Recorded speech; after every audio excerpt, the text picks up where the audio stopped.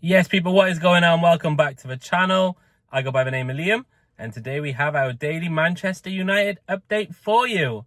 Lots of news around Benjamin Sesko, lots of news around us and Newcastle, big Onana update, also Garnacho pushing for Chelsea, and a club's attempt to re-sign Jadon Sancho for the third time. Can you guess who? We'll get into that soon. There has been a lot of updates in regards to Sesko, which definitely is the talk of the town at the moment. We will start off with that, I guess. If a deal is reached for Sesko, it is believed that Rasmus Højlund will likely leave, either in a permanent deal or a loan. Just turn my aircon on, it's a bit warm. Oh, that's loud. Or a loan. Where was I?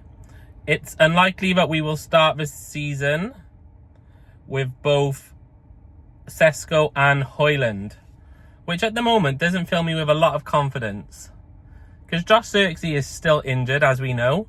He's been with the team, but not playing or, so he hasn't got any type of game time in pre-season. He hasn't, did he even get an end of a season? So all I think is, what if Sesko gets injured? Now, the only way I think this makes sense if it's from a financial perspective. Like, we need the Højlund money in order to get Sesko. But we're going to do Sesko in installments. So I'm sure we only need about 15 to 20 million to start the ball rolling and to pay the first installment. And then if Garnacho, Sancho, Anthony, Malacia leave, we're going to make over 20 million, surely. Like, I know we didn't get paid as such for Rashford, but we got big wages off the books. So Sesko's wages are more than likely going to be less than Rashford's wages.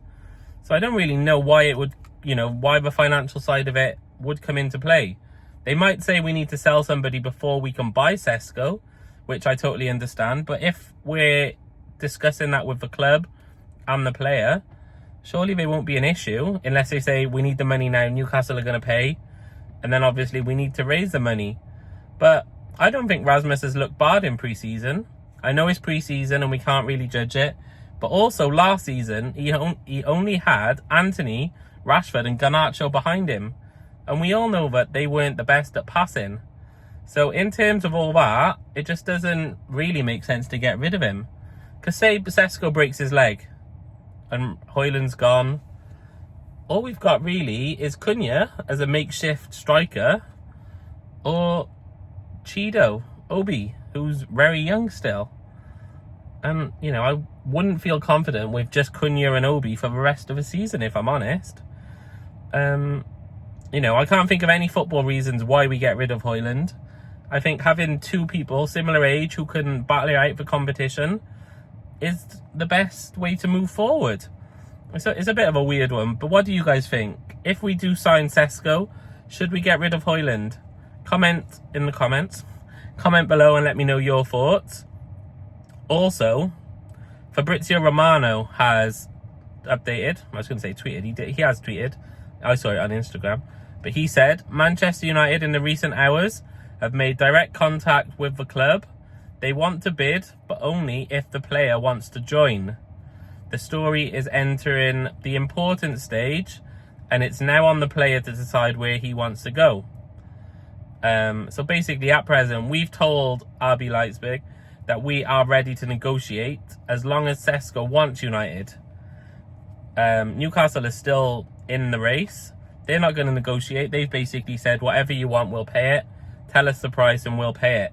So it's not about money for them. They know they've got the Isak money coming. Liverpool are preparing a special second bid for that as well, which could be interesting.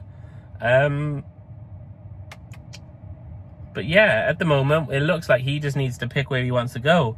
I know he's discussed it with both clubs. We've sent him the project. We've told him what our aim is.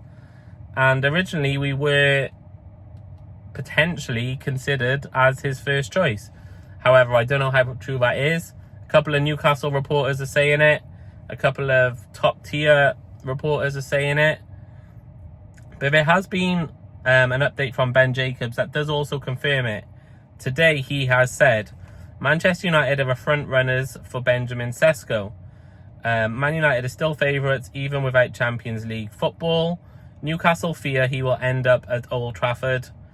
And as per the Arsenal deal, there is worry that RB Leipzig will hold off until the full valuation is met.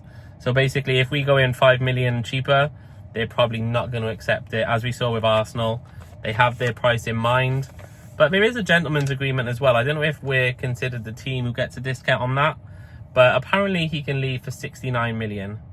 So, you know, where will he end up? When will this start? Because the season starts 2 weeks today. Like, we are 2 weeks away from the football season kicking off. That means in 2 weeks and 2 days, we play Arsenal in our first game. And yesterday, Gyökeres lost his first derby against Spurs in his debut. So he played a debut match. He played a derby match in his debut and lost. Whew, boy, did we dodge a bullet with that one. I'm saying that now until he scores 8 at Old Trafford next week or 2 weeks' time. There is some news surrounding the goalkeeper position. Apparently, it is being reported that if Manchester United sign a goalkeeper, it is very unlikely that Andre Onana will stay as a number 2. He wants to be number 1 at whichever club he plays for. So basically, he's saying that if we sign a new goalkeeper, he's not going to hang around. He's going to look for a new club. Which, you know, he knows while he's at the club, he's number 1.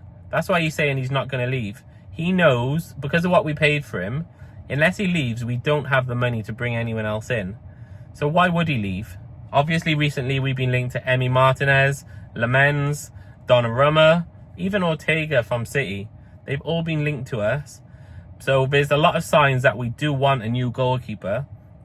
The thing I don't get is this whole sell to buy thing. Like, it doesn't work for us. We just need to buy players, and then once we've got them in, we sell players to make the money back. As long as we're selling them for more than we're spending, which we would be because we do installments on most deals anyway, I don't see the problem.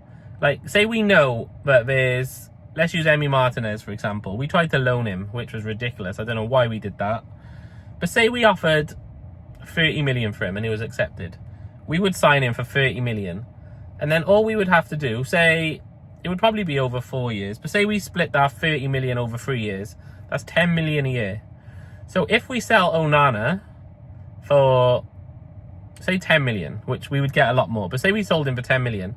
That's the first installment covered. So we wouldn't have to pay anything else for Martinez until next year, I think. I'm not a financial advisor, but I'm pretty sure that's how it works.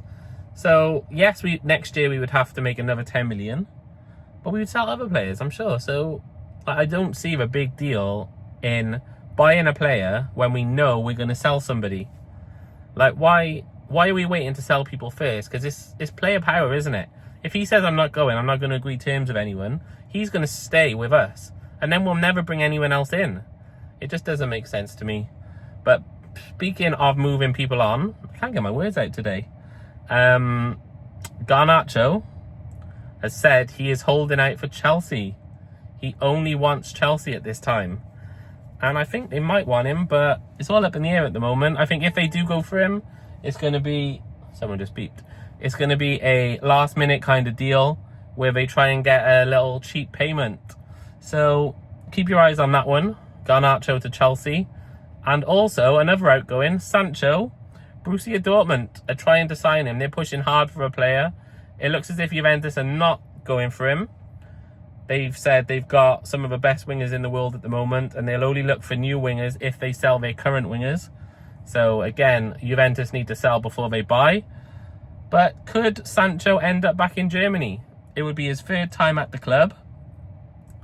So yeah, we will see what happens there. But comment below, let me know who you think is going to leave first. Garnacho, Sancho or Anthony. And when do you see the Sesko deal being done, if it gets across the line? First off, will he come to Manchester United? Secondly, will we get him in time for the Arsenal game? One thing we know, he's not taking the Gyökeres approach. He's not refusing to train. He is carrying on as normal until a deal is in place. Similar to Mbeumo. Hopefully it doesn't take that long. I'm still confident we'll get him. I just don't know when. But as always, please subscribe to the channel. It does mean a lot, and I am trying to get to 2K by Christmas. So if you can just click that bell, it would mean a lot. And as always, thank you for watching. I've been Liam. I'll see you in the next one. Goodbye.